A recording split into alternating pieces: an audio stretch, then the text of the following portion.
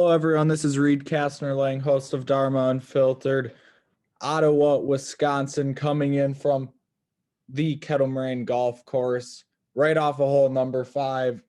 We're on episode 16 of Dharma Unfiltered. I got a special guest, Will Desueza, coming in from New York City. Will is Right. someone, I think he's actually, so I got into Miami. My roommate Kyle had COVID. I didn't know anyone, and the only place to really meet people, especially during COVID times, is in the bathroom of your floor. So I just struck up a conversation with Will. We started talking, and he's someone that I could tell, you could have a pretty cool, interesting intellectual conversation with about a wide variety of topics. So, we had a few of those conversations while on campus, obviously living on the same floor.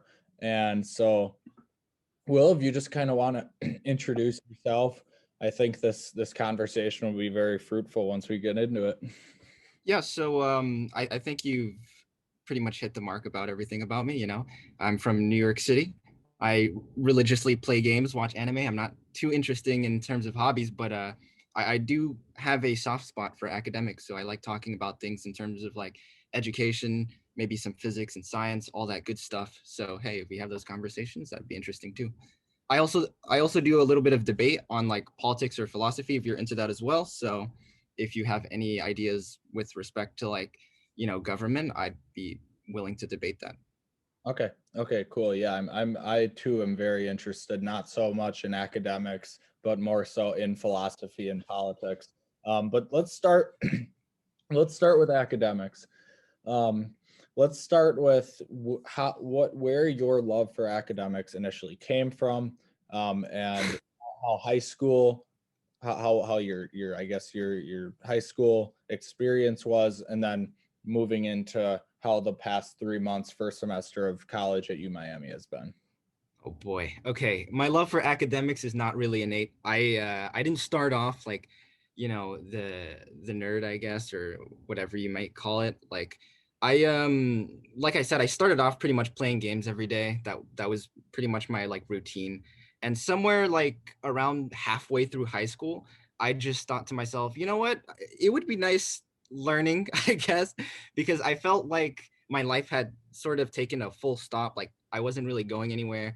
And I think around the time where I discovered it might have been psychology or physics, one or the other, but there's just some process to being able to um, understand complex topics in a simple way that's just so endearing to me. So I pursued that. And nowadays I love academics. That's pretty much what I do in my free time. Mhm. Lately I've been working on code for actually making a game. So I've went from playing games to actually making games, and yeah, I've enjoyed it a lot. As for college, I've just used that opportunity because the thing about college is I could start from scratch, unlike high school where like I was already like halfway through and I just figured out, wait, I like academics. And so I actually started to work hard, and I already had like the history of like getting B's and C's, and I had to like catch up. So with college, luckily I didn't have to catch up as nearly as much, and just starting from scratch feels good. Like I can, start off with high grades and, work my way up from there and hopefully, climb the ladder, I guess. So Do yeah. you ever feel like grades are kind of superficial or fake? Like there's kind of a fake weird, it's just a question. There's a fake weird Oh value no, yeah. That in is a good someone question. to get good grades. Like Yeah, 'cause I, I've had some debate on grades. Yeah, some people think it's superficial. At first, I didn't really have an opinion on it, to be honest. I was just like, you know what, I'll get a B or whatever, and that's good enough, right? Like, I don't really have to focus on, having those sort of like Asian standards where I have to get like an A+ in every single class. Mhm. And I think the weird part is, as I started to get more and more obsessed with academics, I also sort of like really like the idea of grades. It's really strange. I mean, I'm not nearly as obsessed as, let's say, someone who like grew up on grades and like their parents have, like beaten into them like you have to get good grades, but like I feel like it's not as superficial as some people might think. Like I think grades are a good way of measuring at the very least competence. Like your ability to like pay attention in class and like understand the material. It's not the best motivation, but it is a motivation and it works well enough in my opinion. So I actually don't have too much ill will towards grades actually. Okay, yeah, because the way that I looked at grades, like up until college at least, was to get into college. Like junior year, I knew I wanted to go to U Miami, and so I was like, okay, I just know that I need to get decent grades moving forward, just so I can get into Miami. But now that I'm actually here, now that now that we're in college, it's like I'm not going. I know that I'm not going to grad school or to law school or whatever it is. So like all I really, for me, I mean, practically all that really matters is I just have to keep, I think, like a 3 GPA to keep my scholarship money intact. But um yeah, I definitely think Oh, that that makes sense. Yeah. it it matters differently for everyone. Some people need it to get to that next level. Some jobs actually still look at GPA, although that's starting to diminish. Yeah, um especially as an engineering major, you kind of have to have a high GPA if you want to get hired at like not always, like sometimes you can go through like connections and internships, but like a really powerful way of getting up in terms of like engineering is definitely through those grades.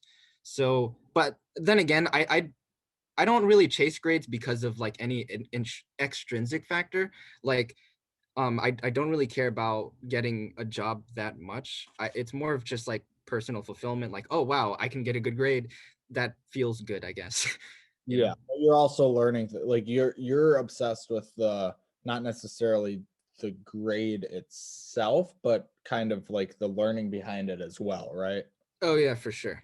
That's what I care about, first and foremost. you know? Because I think that's what needs to be stressed. Like, correct me if I'm wrong. The true importance of the grade isn't how it looks on your transcript, or it's not, A, B, it's whether it's competence, like you said. So if you're competent in a ton of different areas, then you are more valuable, not just to employers, but I think also to the world if you're able to apply that knowledge. Now, obviously, there's Right. people that are like that are super academic and grade oriented, but they can't communicate their ideas or solve a simple common sense problem. And I think that's where grades and academics goes to shit when people forget about common sense. Um, and that's a I mean, those kind of people, I feel like um they're the like faction of people who are sort of like raised to like, get good grades and they never have any sort of like intrinsic motive for it.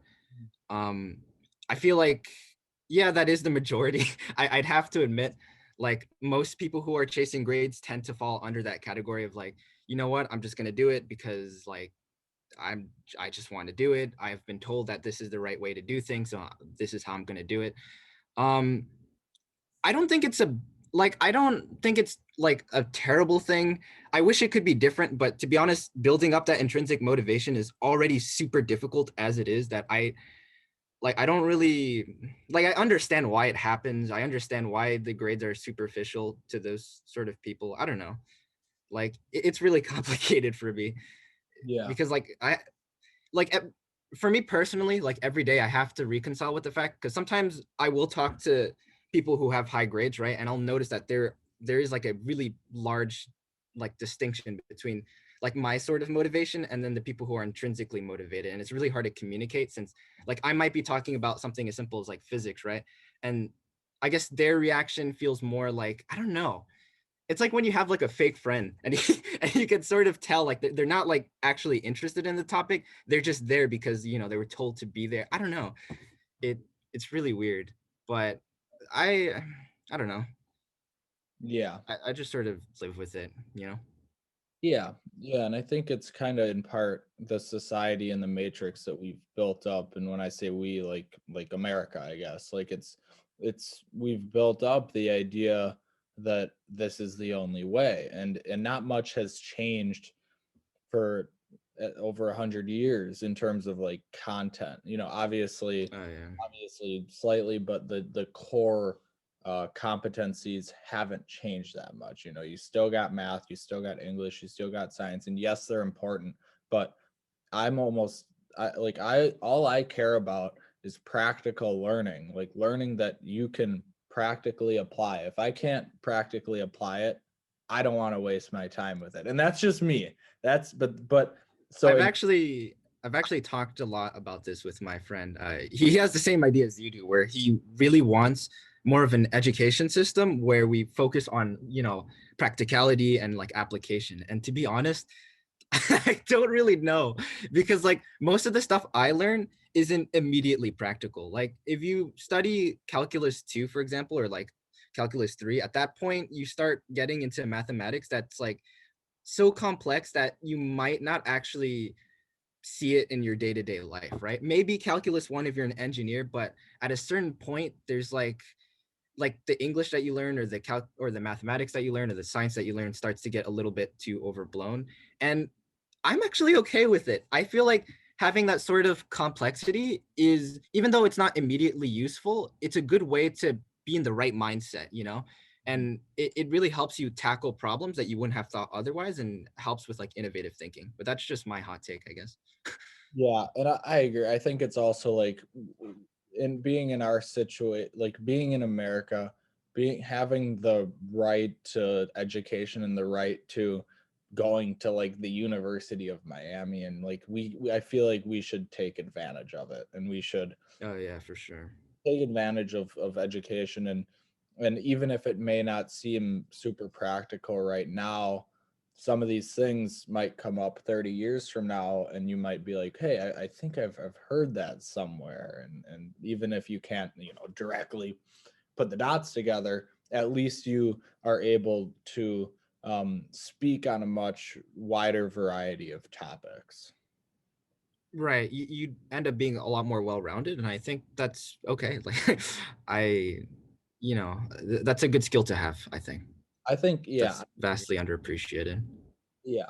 And I think that that skill is underappreciated today, and that like we're constantly like I hate the idea of a major because it's so specific.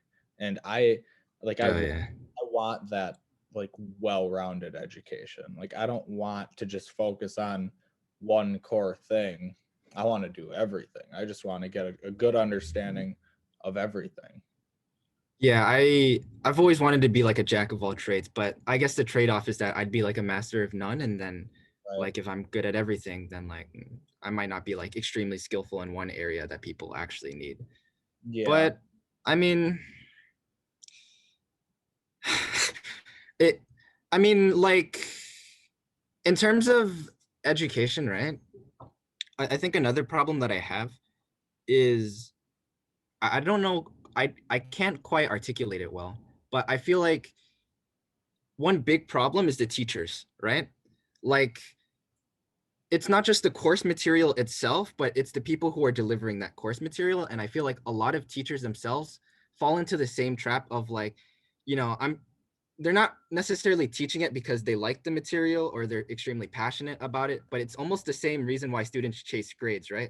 They're just chasing money in this case. And it feels like all that intrinsic motivation sort of takes away from the actual learning experience. So I don't know if that's like a like a capitalist problem, although I have no problem with capitalism, but it's just the whole like education machine. I don't know. It's not ideal, Yeah. I mean, in my opinion.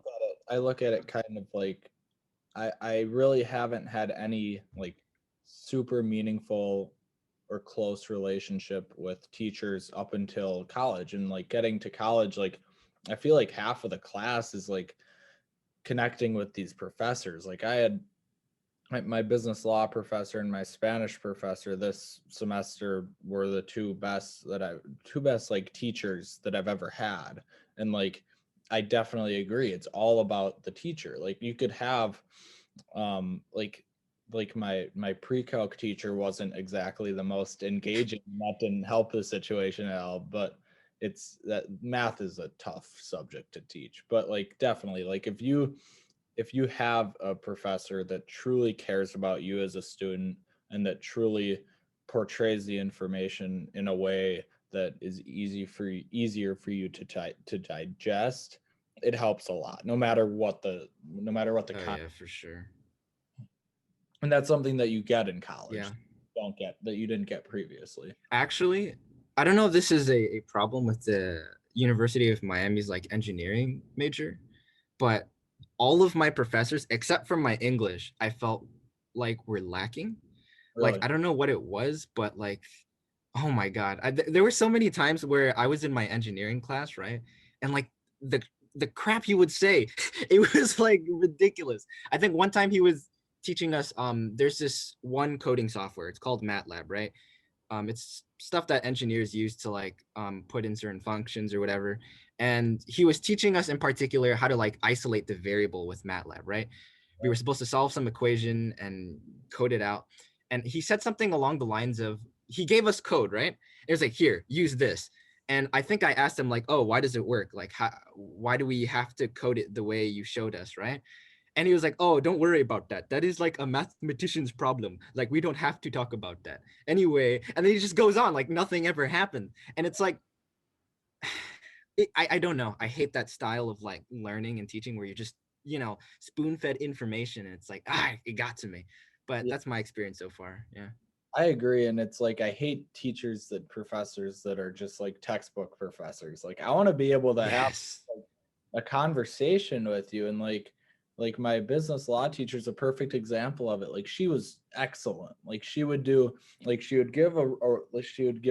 um different rules of law, and then she would bring in she would like form like examples that would directly apply to that, and she used me as an example with the ketchup business a lot, so it kept me engaged a lot of the time. Right. But yeah, and just being like me feeling like it was okay to sometimes challenge her, like helped me a lot to understand the content. Like, sometimes if I didn't understand, even I didn't care how dumb the question sounded, I would just ask. Another thing that I found that I wanted to ask you about is is it just me, or like are a lot of the kids in like the other students just like super like dry, like they just in class I mean, I oh, mean, like like I feel like I'm like the only, it's like for business law, for example, like I was like one of the only ones that would like volunteer to like answer a question. I'm like, we're paying like $400 a class here. right.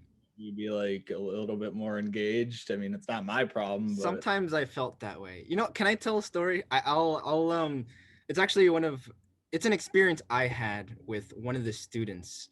Um I won't say their name obviously, but I'm just gonna keep it purposely ambiguous because I think it really drives home that point of like, I feel like some people are like unusually dry. And it could be because of the money, but I'm not 100% sure. But so basically I made it on some social media platform. I had made a group dedicated to University of Miami students, right? I wanted to network, I wanted to get to know the people in different majors, and it was actually pretty lively. It was really good. And there was one person who joined, right?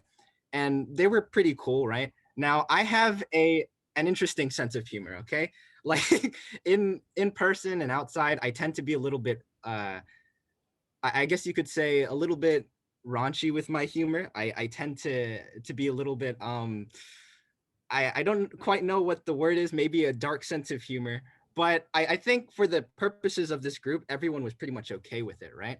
And it came to this one moment where this one person who joined, right?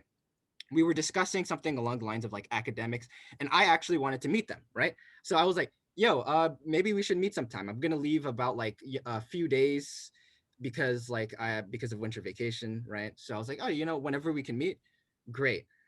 And they were like, oh yeah, cool, okay.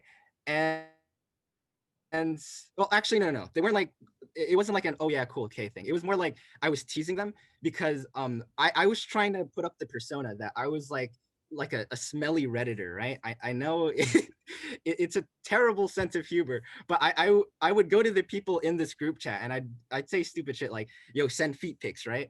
And generally people would be pretty okay with it because it is me. I am William, and I tend to joke around like that. But this one particular person was definitely not okay with my sense of humor, right? They only wanted to talk about academics, and it got to a point where I teased them a lot about like sending pics or whatever.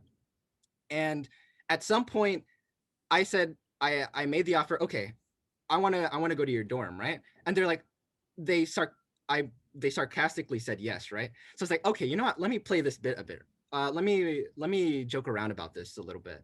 So I went outside. I took a picture of my campus. I'm like, all right, I'm gonna crash at your place, right? And they were like, okay, yeah, go ahead. I'm at I think it was like Mahoney or something, right? And I keep walking. I keep taking pictures of where I'm going, right? I'm like, all right, I'm heading out. I'm going to your place. And this person was like, oh yeah, go ahead, walk in the building and try to find me. And I was like, okay, you know what? I went inside the building, right? I think it was Mahoney, or it might have been Pearson, whatever. And I took a picture of the inside, and then they started to panic. They're like, oh my God, how do you get inside? Like, and I was like, I just walked through the front door. So where's your room, right? And they kept panicking and panicking. And I was like, all right, you know what? I didn't mean to scare you. I'll just go back to my dorm. Joke's over. All right, I'm leaving, right? And they were like, oh no, I feel so bad. I'm sorry. I didn't mean to do that. No, no, no.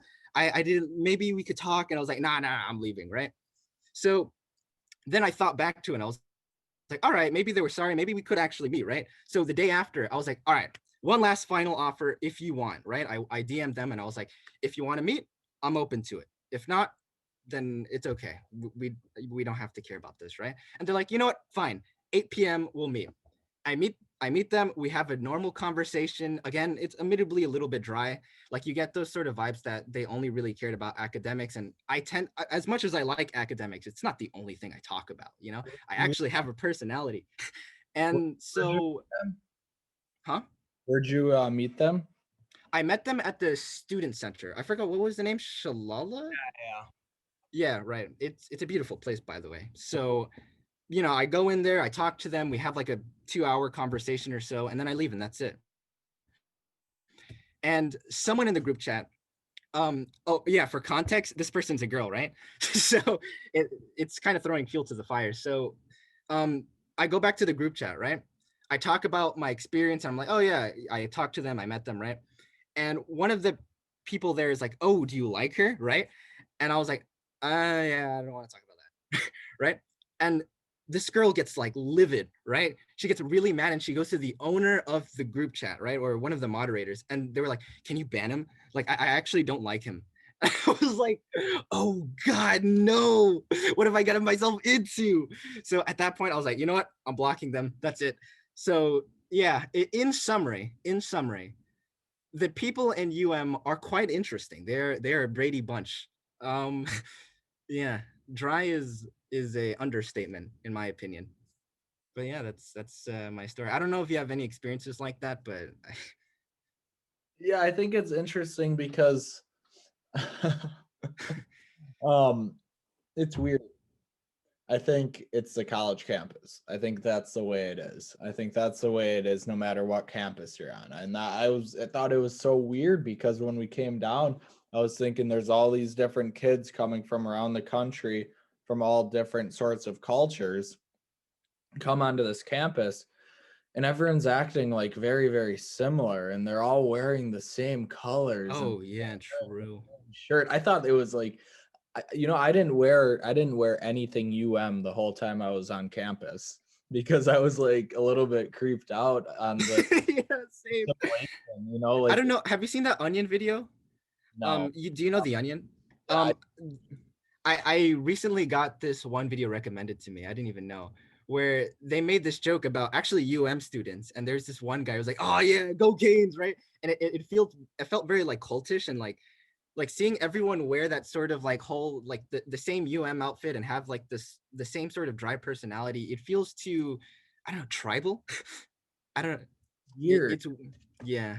It's weird because it's like I was like the Miami football game was on last night and my friend was over at my house here and like we were watching and I said, I've only watched the Miami like and their games maybe 2 or 3 times and like I'm like I just can't it feel like I can't and I'm a big sports fan. I watch a lot of football, a lot of basketball. Like I'm like I just can't get like as excited about a Miami game. This is my first time watching. Like it's weird that to me that after all these kids have been living in like a different place for like 18 years and they've like become good sports fans of like their team from their like home state, that they can Right. go to Miami and be like really big fan. Like, I don't know, it just seems a little Like bit. big Miami fans. Yeah, I see what you mean.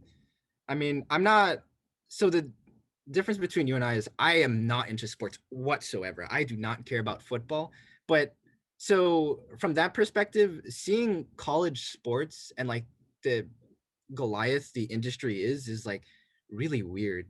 Like people really, really care about college sports in particular a strange amount. I don't know what it is about college sports that gets people excited, but I I don't think it's know. just like, I mean, so I've never been like a huge college sports fan, and like obviously the big college here is UW Wisconsin, Madison. So I've been a fan of them, but I'm more so a fan of like professional sports. And what I like about it is, yes, I'm from like outside looking in, like it is a little bit like cultish, like everyone's wearing the same thing, everyone's doing the same thing, but at the same time it's a good thing. It's a really good like bonding thing.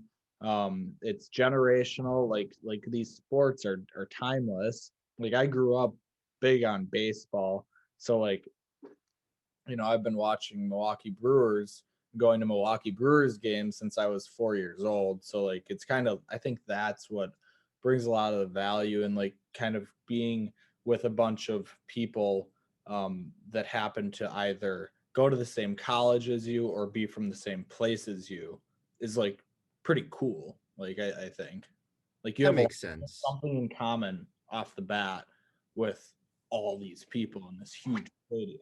You know what I mean?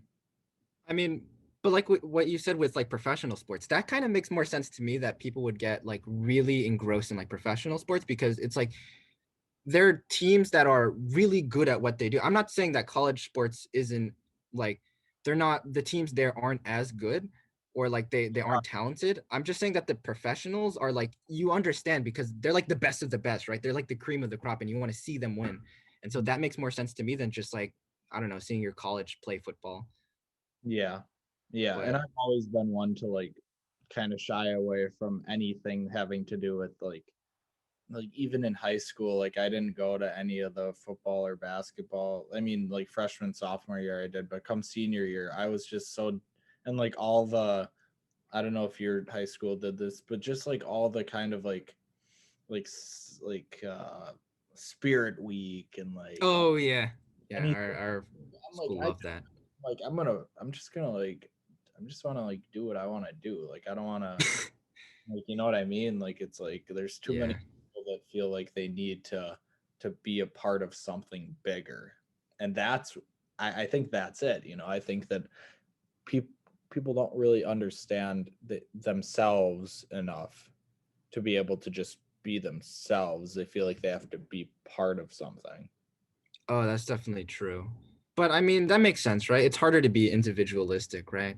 I mean, because Definitely. it's a lonely path. It's for me personally, there has been moments where I've sort of thought to myself, maybe it'd just be easier to like be part of like a group of people and have that sort of comfort and distract myself rather than like go ahead and do my own thing, go out, do academics, for example, by myself and like figure it out for myself. But yeah, different strokes for different folks, right? I guess some people like to operate differently. I just tend to be a lot more individualistic.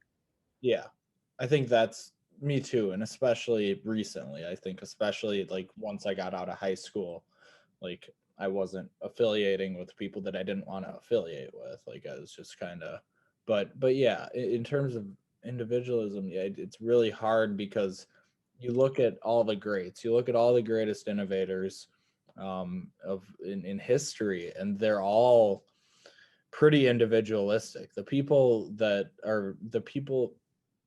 like I just think as an example, kind of like the popular group in like high school, right? So like in my school there were probably like, I don't know, 20 25 total, 25 30. I don't know, I wasn't part of that, but um like I feel like the more people there are, the less in a group, the less likely you're gonna do what you want to do, like what Oh you yeah, that's true.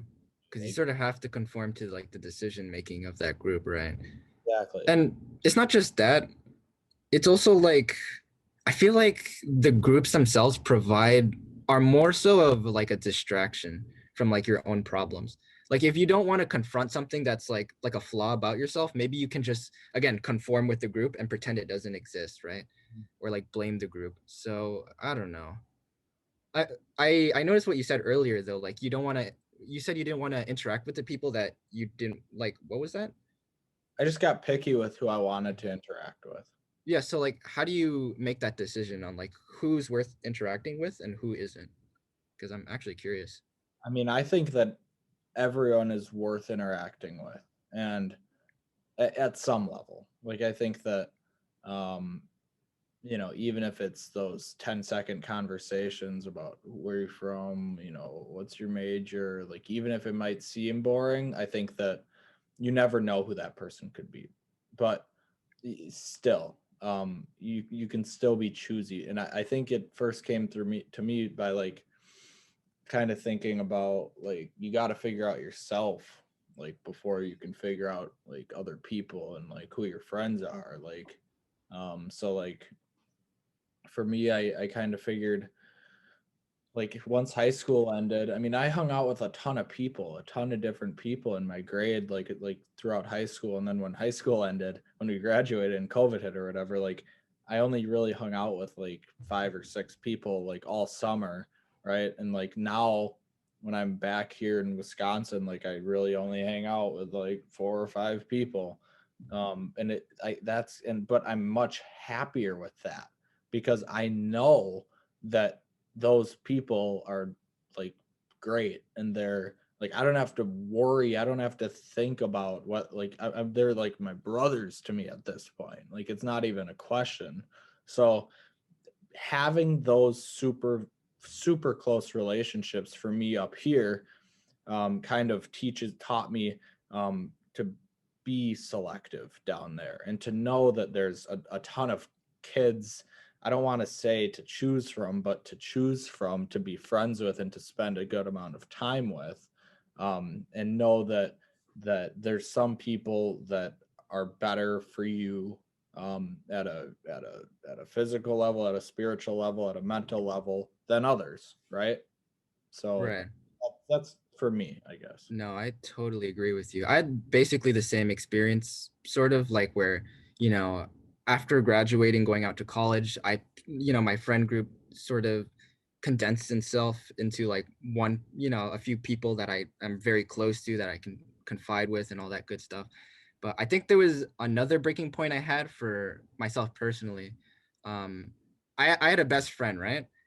And we would used to talk all the time. Okay, it was more of like online though. It wasn't like more of it wasn't an in real life friend, I guess. It was we met on like CS:GO or whatever, and I talked to them for like 2 to 3 years straight, right? I would always talk to them. They were someone that even if I didn't know them in real life, I would always confide in them. And that experience taught me a lot about who's close to you and who isn't, because I think they entered a similar situation when COVID started, right? So after the lockdown and everything, this particular friend that I had, all of their physical friends just stopped talking to them, right? Like they slowly but surely, like the number of friends that they had started to dwindle, and like I and a few other online friends were like the only ones that she actually had, right? And seeing her suffer through all that sort of made me grateful that like I actually have a really strong network of friends in New York that I can talk to and confide with like whenever I want. And seeing that there is a group of people out there with like nobody, right? And who are like constantly suffering, it just like it's really enlightening, and I'm really grateful for what I have. So yeah. Hmm. Yeah. So with that, like, what is the? I mean, I always have valued like in real life like friendships at the highest. Like, you're able to spend the most time. You're able to get the deepest. But in my experience. So how can you relate to that? How do you view, I guess like online friendships versus in person? I tend to not view them any differently. I like to treat people the same way. And even if they're online, I like to, because I know that sort of anonymity and being behind a screen can make you act differently. And I try my best to like keep that consistent personality. I guess one of the major downsides of having like, well, there's some benefits and deficits to everything you do. And in particular, the benefit to having an online friend is that there's more you can say without worrying about the consequences, because like I mean, they're not going to interact with you all the time. They're not going to like affect your environment, right? So you can say more things that are like extremely personal to you without it having it bite back in the future, right? So that's what I used online friends for, because like it gave me a venue to talk about things that were more personal. And upon talking with this best friend, actually, I became a lot open to my more like real life friends, and I used the same methods, and I felt a lot more fulfilled with my relationships. Mhm. So, but the downside is, of course, again, you don't know them in real life. And actually, with this particular friend that I just mentioned, right? Um, Around like 2 or 3 years in the relationship, I actually figured out that they lied about their age, right? They said they were 4 years older than they actually were. That was an entire situation in and of itself. That's Um, that's definitely a down. yeah, Yeah. that is a downside. They lied about their name, and they lied about sort of how they looked like. It was a weird situation there too. Um, but That. even in spite of all that, I still respect them. I don't talk to them anymore because we had a falling out, obviously. But um I kind of appreciate online friends. They do have some sort of niche that isn't really fulfilled with real life friends at some points. Okay. If that makes sense. Yeah. Yeah. I mean, have you ever had any sort of like online relationships, or have you just stuck to like real life? Yeah. I mean, I'm big into like I mean, like law of attraction and stuff, like so I think that physically kind of like the kind of like my best friends are the ones that I'm physically tend to be closest with, which is Oh, like proximity, right? right, because like my best friend Austin, who lives literally two houses down from me, like we just naturally became like brothers because we just like lived next to each other and we grew up together. We've known each other since we were 4. We rode the same school bus. We drove each other to school. We did a landscaping business. We did everything. We still do everything together. Like so, and then also like kind of when we got down to Miami, Alejandro, like literally next door to my Oh room, yeah, we're right. good friends naturally, and it's like kind of because of the physical. Oh no, no, Joseph's in the other. I was just asking for my brother. All right, we're good. Yeah, so I think like kind of the law of attraction in that applies. Oh yeah, for sure. I mean, the problem, because when I was growing up, one of the biggest problems for me, at least, was that I didn't have instant access to proximity, right? So I couldn't go out as often. It was just not something available for me. So the way I would like the best alternative was, of course, like online friends, that and even with my real life friends, the majority of my interactions with them are still online, even if I know them in real life. Yeah. Of course, I cherish the real life moments. It's just I tend to stick to online for the most part. Although after coming to Miami, I've sort of taken advantage of going like in real life for like everything. I really love being outside. It's an experience that's very different. So Yeah, yeah, definitely. Like the in-person connection is something that's really good. And coming, I think me and you have this in common. Like, yes, like I have awesome, but like still, like relative to like being on campus, like there's not physically many people like around me. You know what I mean? Like, whereas that's true. it's really what I really enjoyed was kind of like not having to rely on my phone to like talk to people. Like I like just being able to literally walk out of the room and like just see someone in the hallway or see someone in the bathroom and just kind of have that very very open like communication style. Oh yeah, for sure. I mean, just going out of my dorm and seeing like, Miles and Justin run around the hallway like toddlers on crack. It's like really really entertaining. Like there's a certain sense of like, I don't know, it's just good to see, you know. Yeah, Sometimes you need a breather and you go out there and you can just socialize whenever you want to. It's not like a big deal. yeah. And you're all in the exact same boat too. Like you're all it, which is cool. You know, it's Yeah. cool, but at the same time, it's a trap. Like I was when I was like first couple weeks, I was thinking about all this cultish, like oh it's so weird and stuff, and like I'm thinking like I was FaceTiming my dad and I was showing because he's an architect and I was showing him like our floor and stuff, and he's like prison. Yeah, it's like a mental asylum in there. Literally, all the Yeah. rooms like that's what it looks like, and then like the bathroom, like the stuff, like it's just it's kind of like it's like it's a weird psychological thing that I feel like you kind of have to constantly fight. Being in college, you have to fight the assimilation, and you have to remain yourself. And that's what I've Oh found. yeah, for sure. Because like I could see how um that sort of instant access to socializing and distraction can be like very intoxicating. Like I could imagine myself like going out there and just, you know, uh forgetting about academics, forgetting about most of my intrinsic motivations in favor of like, you know what, I can, you know, drink whenever I want, I can go out there and party, and that's probably, you know, it's a good distraction, but like you said, you have to fight it off. Yeah, for sure. Yeah, and it's a lot of people do that and say, "Oh, college is the best time of your life," and you have all these different kids to hang out with, you have all these different clubs and parties and stuff happening. I mean, the way that I look at it is, I'm not even like I like to party, but I'm not a big fan of like big parties. Like I'd rather be with these like four or five friends like Yeah, that same. so much more. And so like I view it as like yes, the majority of people look back on college and say, that was the best 4 years of my life. But then there's people like Mark Zuckerberg, or people who started businesses in college, and people that thought, okay, while all those kids are off doing their thing, I'm going to just stay in my lane and I'm going to make something great out of this, because there's so much opportunity and resources that are there in college that a lot of kids just don't take advantage of. Oh yeah, for sure. I mean, I think with Mark Zuckerberg, have you ever seen The Social Network? Yeah, yeah, yeah.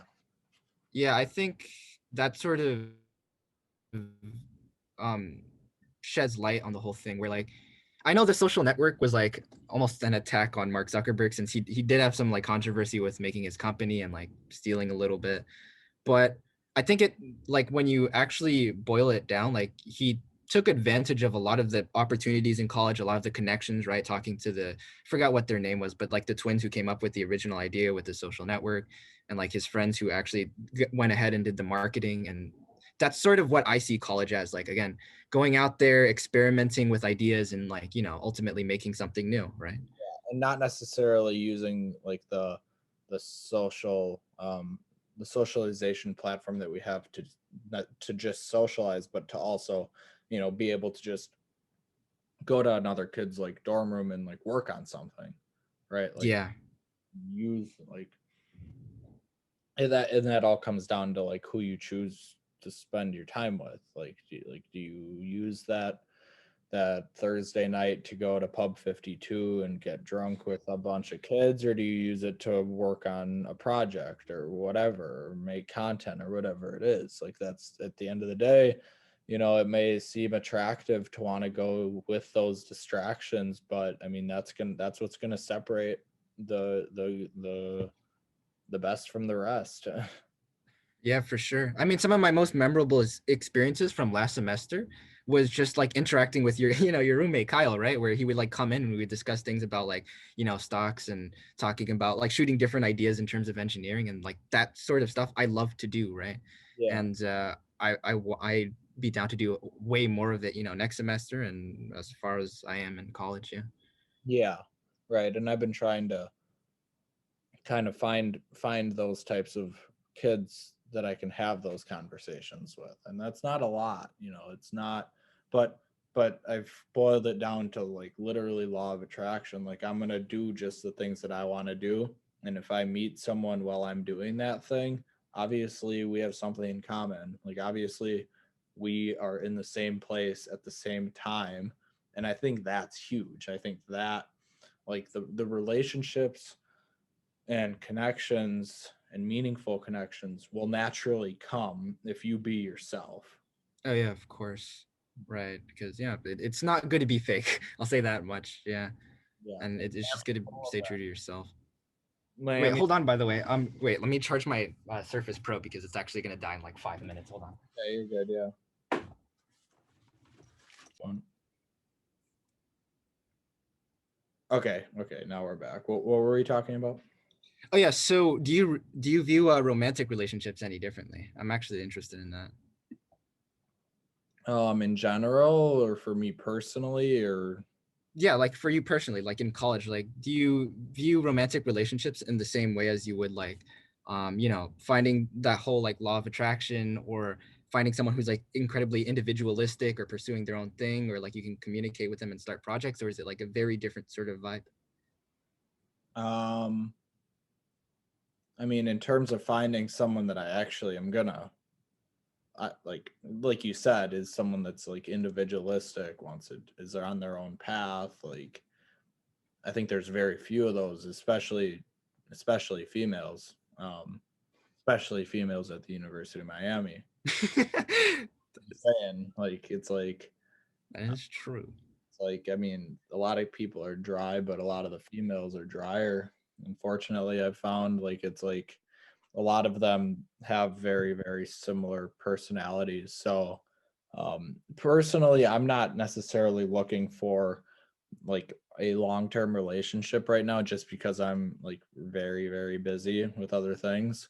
But it's yeah, I think it still boils down to law of attraction. Like it'll come, when it needs to for me. What about you? I don't know. That's why I asked, because like for me personally, I'm sort of like mixed on it. I don't know if I care that much about it, but at the same time, it's not like I'm averse to it or anything. Like Mhm. I definitely don't. I noticed recently that I definitely don't put as much emphasis on like the personality, not so much the personality, but like the whole like individualistic thing when it comes to like looking for like a romantic partner. I just want someone who's like normal enough, and it's all good, right? So I don't know. I've been trying to think about it for a long time, and I was just curious, your thoughts on it. If I'm just not ready at all. Like I can't think of the word settling down in any way. I just like I'm at a point in my life where I just want to explore. I just want to do things. I just want to like live my life for like a long time, like for as long as I can. I don't want any of myself stripped away because of a possible relationship. right, I've heard that a lot.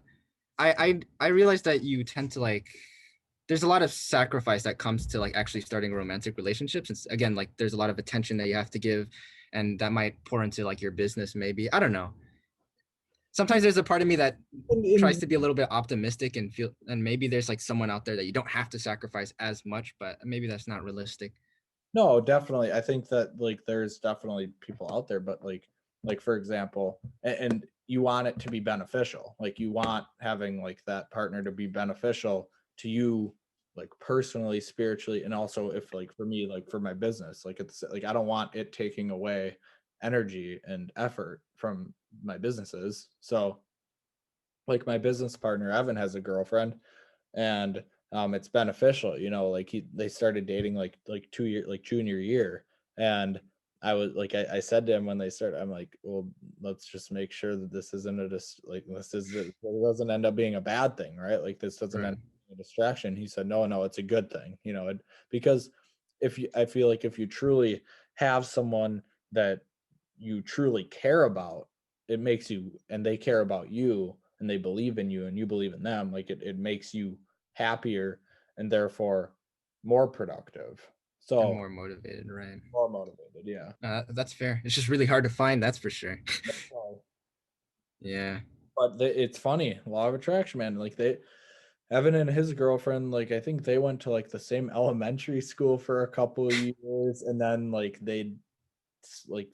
Evan went to a different elementary school, and then they reconnected like junior year. Like it's weird, like Of high school. It's something like that. I a don't lot know. of downtime. Yeah. um. Yeah. So, you're electrical engineering, right? Yeah, I'm an electrical engineer. As a pre-med, I do that too because I'm thinking about going to med school. I'm not like dead set on it, but yeah. Okay. And you were talking about potentially transferring schools, right? Oh yeah, for sure. I've been working on the applications all vacation actually. Yeah. Really? Yep. There's a lot of essays I gotta write, like billions. Ooh, okay, I got a lot of questions.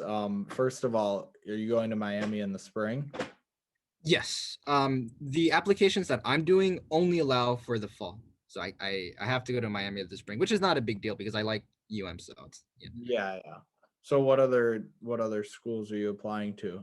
Right. So what happened is that I like UM. I actually really do. The only reason why I'm applying is because I wanted to see whether or not I could get into the more prestigious ones like Ivy League because I didn't actually do that in senior year. And I figured that if I got better grades and I went out there and did more things in college as a freshman, then maybe applying to Ivy League would be a little bit easier. So I've been applying to things like Cornell, University of Pennsylvania, Yale, Stanford, that sort of thing. And yeah, I hopefully good comes from it. But the transfer application rates tend to be a little whack sometimes. Okay. So The main reason that you're doing it is to kind of prove to yourself that you can do it. that I can do it, yeah. So I don't have to worry about like the what ifs, you know? Like I'm like, okay, I tried it. This is the outcome, and now I know for sure, and I don't have to like think about it in the future, you know? Yeah, and so do you think ever about like your career your life? I don't really think about my career. Sometimes I feel like if I learn enough and I study enough, like the career path and the money will just come to me naturally, you know? Sort of like a relationship where like the more you talk to a person and the more you interact with them, like naturally you'll become their friends and then you'll become very close friends and so on and so forth. So Yeah. I feel like that's the same way with like school and jobs. Yeah. Yeah, yeah, definitely. That's the way to look at it because Yeah, or I might just start my own business, but I don't know about that. Like yeah, I'm experimenting with a lot of ideas. I don't know yet. yeah, yeah. Because I know that you're interested in a lot of different things. That Yeah, I that's a problem. I'm not very focused on one thing. I should be.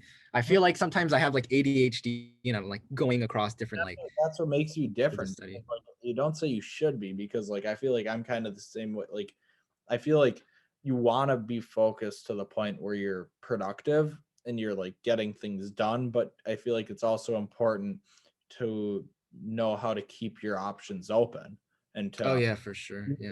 I never want to be tied up with a career. Like I never want to be tied up with something that like I feel like I need to be doing it for years. Like I want to be able to just like stop and go do something else. Yeah, me neither. I don't know how people do it, how they're okay with like having just one career path and that's it. Like they're like slaves to that one certain occupation. I couldn't imagine. I know. And I know a lot of Yeah. people that do that, but everyone's different, man. Like everyone, like some people want to settle down and live that more simple lifestyle. And that's just not me. Like that's just not what I want to do. But I think there's definitely value in um, focusing on family and focusing on relationships as a primary focus rather than career or money or productivity necessarily. Interesting. Prioritize family and relationships. Yeah, I guess I've sort of come to feel the same way. Mhm. I never really thought about it personally. Like sometimes I just pursue what I tend to focus on most on top of like relationships tends to be just learning. Yeah. I'm really obsessed with learning as you can tell. But I don't know. Yeah, I guess relationships do take precedence over like money. I don't know. Yeah. Yeah.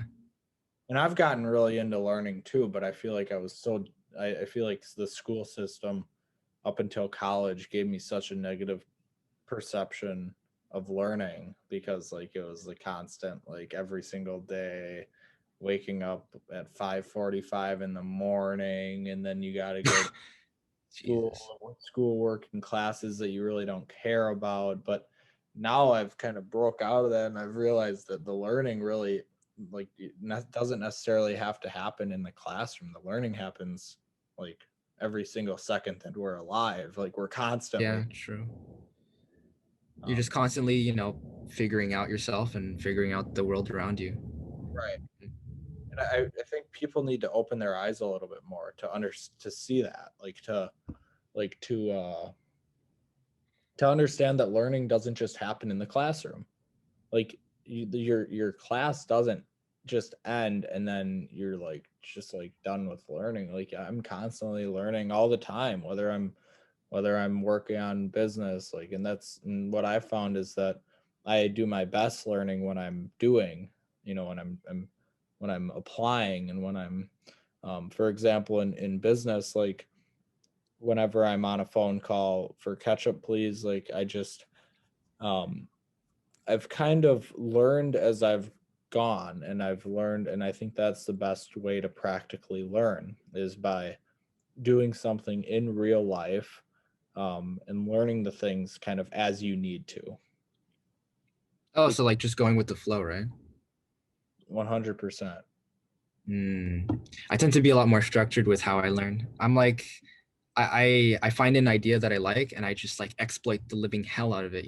I go through all of the different concepts and ways of imagining it. I don't tend to be as like, like, oh, I need to learn this to like achieve X, Y, or Z. Like I'm not a means to an end sort of person. I just learn for the sake of it. But Yeah. that's just me. I've had a lot of people tell me stuff like, maybe you should tone it down a bit. Like the stuff you're learning might be a little bit useless, or you should put your effort on like this instead. But I don't know. Just do what you want, right?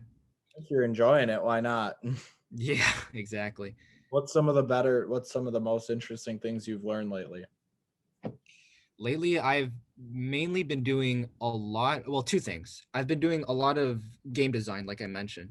So I have to spend a lot of time understanding how to make something fun, which is at a surface level doesn't sound very hard because it's like, oh, in order to make something fun, I don't know, just do what everyone else is doing. Have something on the screen, have a gun, let it shoot. I don't know, have some good game sound effects.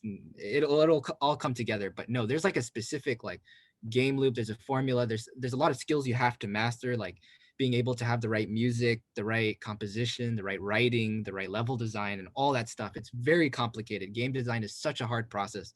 Yeah. So over the last month or two, I've gained a lot of respect for people who make games. And secondly, I haven't completed it, but I've been trying to make a YouTube video, right?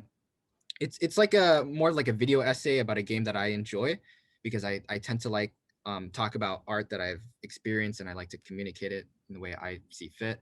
And one of those games, have you ever heard of Persona? Mm-mm. Right. So it's some like Japanese RPG, and I really wanted to talk about it. So I got my friend to edit the video, and I went through like storyboarding. I edited it. I doing things like voiceover. I don't know if you've had the same experience, but doing voiceover and like scripted videos is incredibly hard. You have to like master things like the inflection of your voice, trying to like sound casual enough, but not like too formal to the point that it sounds like you're forcing your audience to sit through like an educational video. Like you want to like expressing your feelings to an audience is really difficult, and making that YouTube video really taught me a lot about like things like communication and like making art, I guess. Yeah. Yeah. So is that your first YouTube video, or do you have a channel with other stuff? Yeah, it's my first personally. What happens is that me and my friends own like a collective YouTube channel, like a sort of like a group thing called No Temp, and they post their own content, but they're like, yeah, sure, William, if you want to go ahead and make a video like on our channel, then go for it. And I was like, oh yeah, sure, I'll try to cook up this Persona video. It's not done yet. I spent like 3 months working on like just again scripting and research. It was so much work. Like you have no idea. But yeah, it's such a fun process, like working on a big project like that, And you know? so do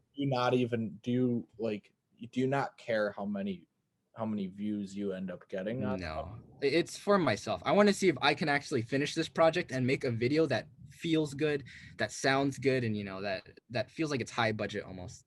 So I don't know. It's interesting. It seems Never tried video, it so seems like you've found that intrinsic motivation, because there's very few people that would put 3 months into something that's not going to make them any money, or like, you know what I mean, like there's, but that's a good thing, that's is true. Yeah. kind of figured out, like that's just what you like doing. Like, how do you think that you've kind of, like, would you say that you have a pretty good understanding of yourself? Yeah, if there's anything that I understand, it's probably myself. It took me a while. It took me a lot of years of suffering too. But I think, yeah, I understand myself pretty well. And I'm grateful for that too. Because I know there's a large group of people, especially within my age group, who don't have like a strong sense of self or like understand what they enjoy doing. Like I've had a lot of friends that I talked to in the past who were like, yeah, I just don't know what I like. I'm just majoring this because I don't know, it has a good job or whatever. I'm like, that's cool, but also maybe you should find your passion because that makes life a lot easier. So So what, how do you think you've found, you've solidified your sense of self?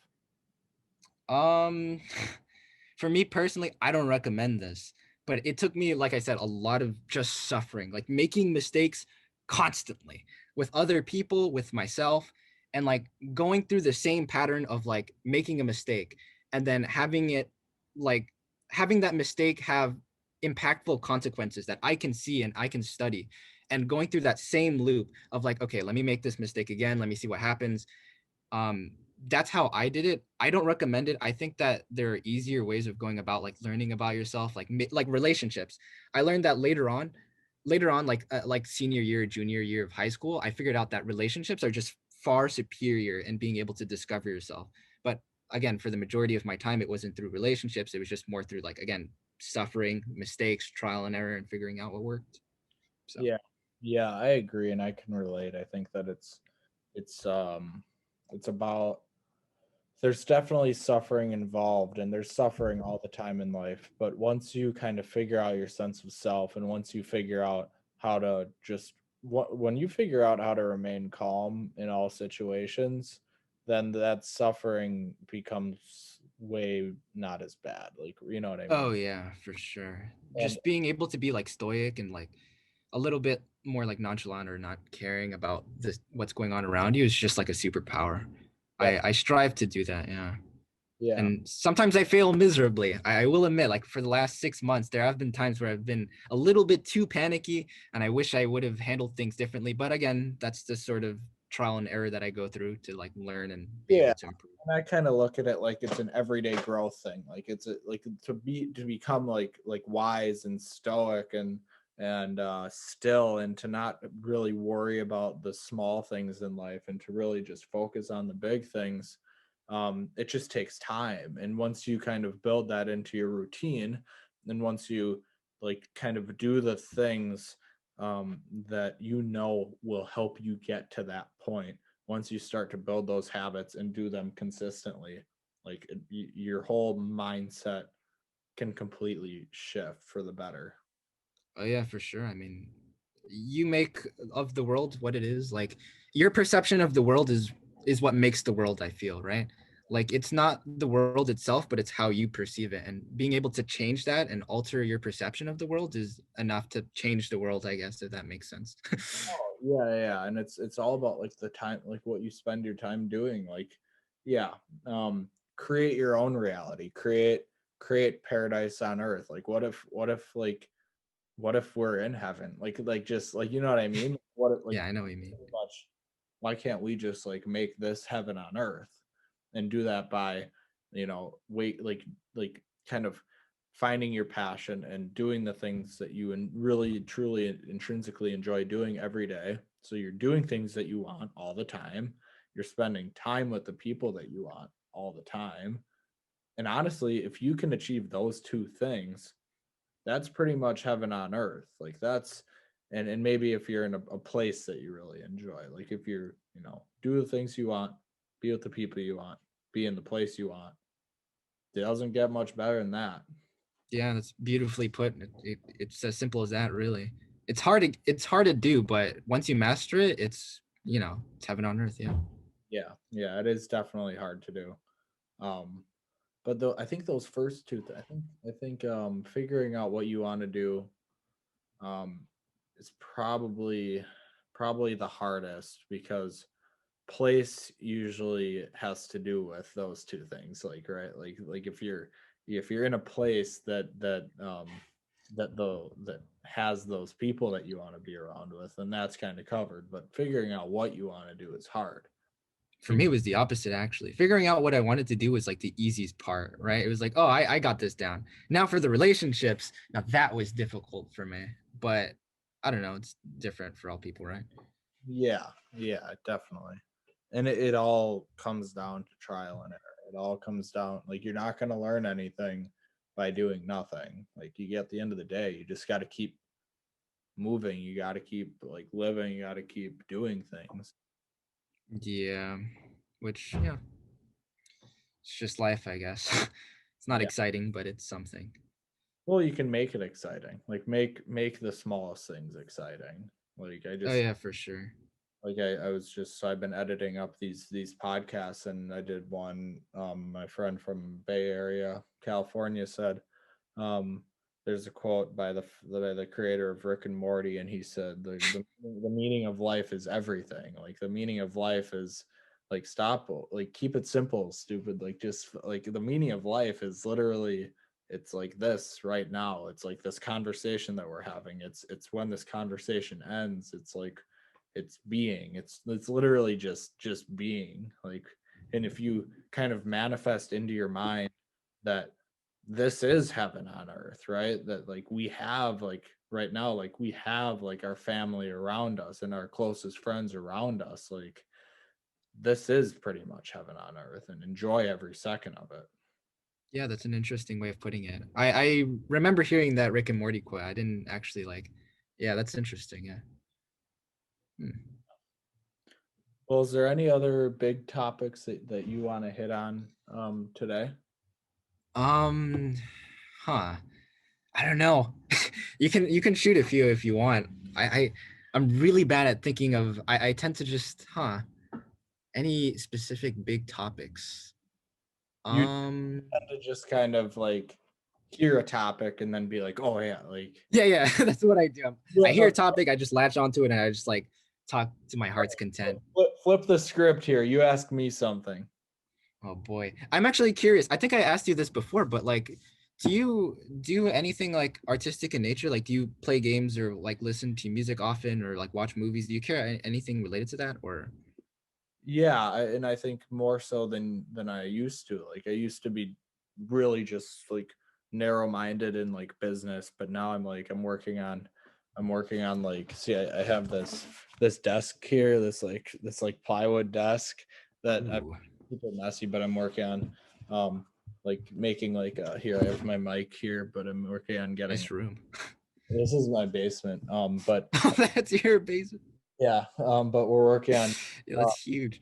doing like a studio, like a music recording studio. So I'm working on like getting desktop speakers and stuff, because like I went to my friend's house who's like 24, 25 or something, and he's like a financial advisor, but he makes music on the side. And like, he had this like cool like music studio set up, and it's like, I feel like a lot of the time people people are people are naturally like very creative, but they don't necessarily always have like an outlet to create, or like, so like, I'm just trying to like create an opportunity to create. So like, if I have this like recording studio here, I mean, all my friends and I, like, we're super into like music, especially like rap. So like who knows, maybe I just have a friend come over, and like, he starts like, he maybe they're super good, and I see so much like value in that. Like, that seems super cool to me. So yeah, that. What's your um, favorite album, by the way? Now that you mention it. I don't know if you can see that. I painted Is that. that a painting of? Childish Oh. Gambino. Oh, your boy. Yeah, because the internet. So Just that. recently listening to Bonfire. Oh, really? Yeah. Yeah, no, you know Childish Gambino, yeah. Childish Gambino is a big like I guess you could say like I guess like role model for me because like on the creative side like obviously he does music but I mean I don't know if you've seen the show Atlanta. Yeah, he does acting too, right? Yeah. And like he's made a couple, yeah, so he directed and he was the main actor in Atlanta, and I thought like not you don't see many people doing that. I thought that was pretty impressive. So like kind of being like the Renaissance man or like the jack of all trades, he's like a good example of it. Like he's not necessarily vocally the best, but he just creates, and a That, lot of what he creates ends up being pretty damn valuable to a lot of people. that's definitely true. I mean, for me personally, I guess one of my biggest inspirations, at least musically, has been, I think, I either Tyler the Creator or Kendrick Lamar. One of the two. Mainly more Kendrick because like I at first I used to think that rap wasn't like the most, I guess, complex sort of like form of music, and I felt like it was kind of bland. But after hearing like I think I mentioned this to you before, but like to Pimp a Butterfly, that was incredible, and that really got me into the rap industry, and I really love it. Yeah.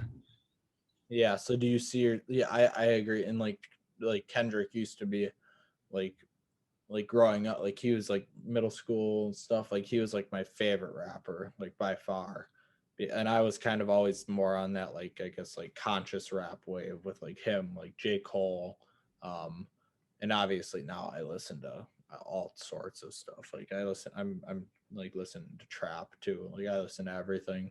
Do you see yourself doing stuff with music in the future?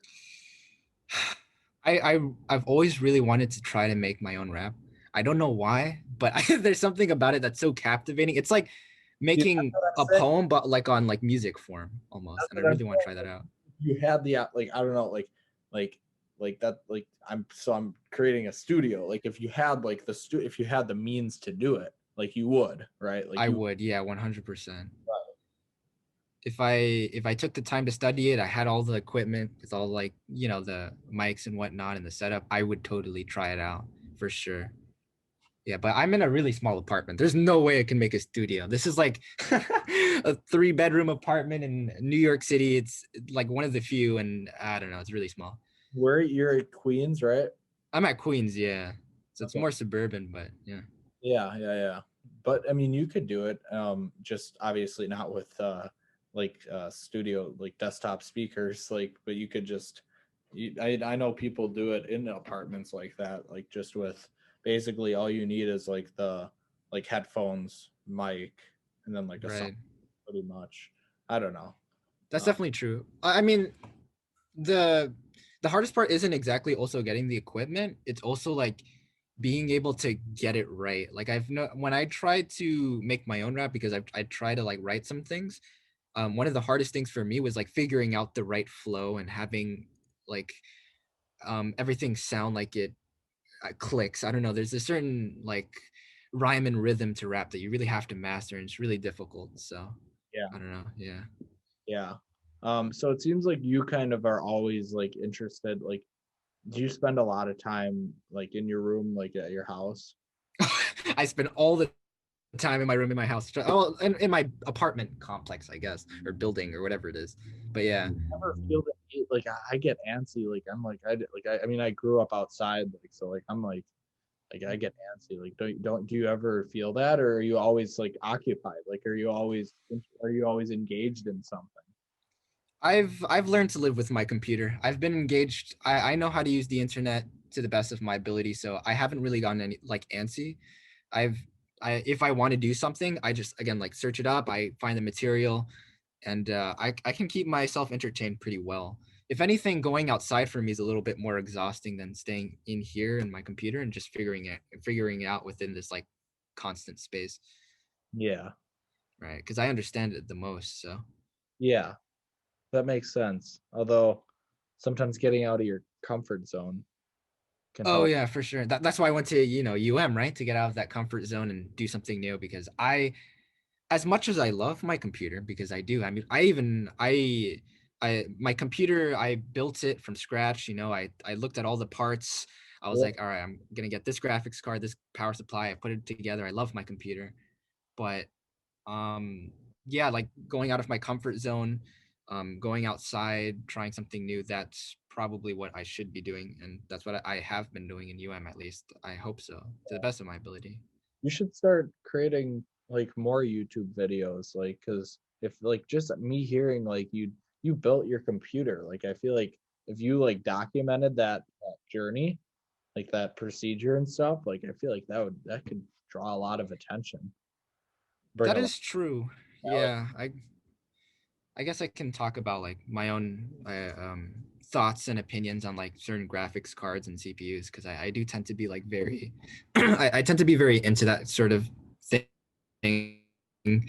I mean, I'm into a lot of things, but in particular, computers are one of those things which I really like. Hence, why I am electrical engineer, right? But yeah, Yeah, because I feel like another thing I've just found is like documentation is the name of the game in 2020, 2021. Like like I mean, YouTubers are oftentimes famous not necessarily solely because of what they're doing, because oftentimes um a lot of people are doing the same thing. And just for example, like Graham Stephan, are you familiar with oh him? yeah, I love that guy. He's the real estate one, right? Yeah, Yeah. exactly. So like there's other people that like are doing what he did, what he's doing and have done what he's done, but the difference is he's documenting it. Like, Yeah. and most And he's people, very open to like teaching people and helping them out with their own like real estate endeavors or investing in general. I really like Graham Stephan. yeah. Yeah. There's another one. I think his name was Andre Jika. I can't remember his name quite right, but he's a really good YouTuber for stock, I think. Yeah. Have you ever heard of the actually, now that you mention it, have you ever heard of the FIRE movement? The party? No, it's for investing, like Oh, to retire in like your early 20s or 30s. Have you ever heard of it? no. Yeah, so that's something I was really interested in too. I don't know if it was because of Graham or there was some investing YouTubers out there that were talking about the FIRE movement, which is like I said, a means in retiring around your early 30s. So the way it works is like there's like these community of people who like help others in trying to be as frugal as possible and putting their investments in the right place so that they get a high enough cash flow. So by the time that they're like in their 30s, they can like retire basically, and it's really interesting, and I've been really into that sort of like investing strategy. So Yeah, sounds pretty intense. I'd like it to is, yeah. look into that. Yeah. So what do you do investing wise right For now? now, I just do stock options. That's pretty much it.